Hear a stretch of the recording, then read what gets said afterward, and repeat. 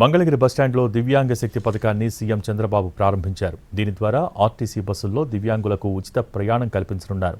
వారితో వెళ్లే ప్రయాణికులకు 50% సబ్సిడీ లభించనుంది. పథకం ప్రారంభం సందర్భంగా మంగళగిరి నుంచి పెనుమాక వరకు దివ్యాంగులతో కలిసి CM Chandrababu, deputy CM Pawan, మంత్రి లోకేష్ బస్సులో ప్రయాణించారు.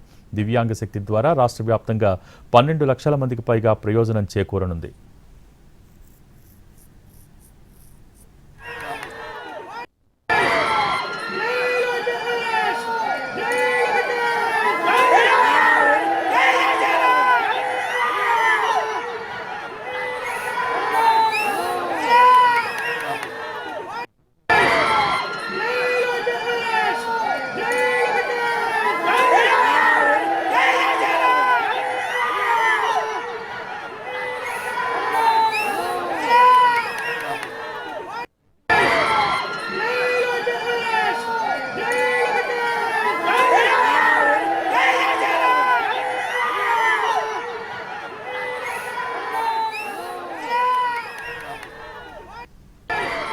మంగళగిరి బస్టాండ్లో దివ్యాంగ శక్తి పథకాన్ని సీఎం చంద్రబాబు ప్రారంభించారు. దీని ద్వారా ఆర్టీసీ బస్సుల్లో దివ్యాంగులకు ఉచిత ప్రయాణం కల్పించనున్నారు.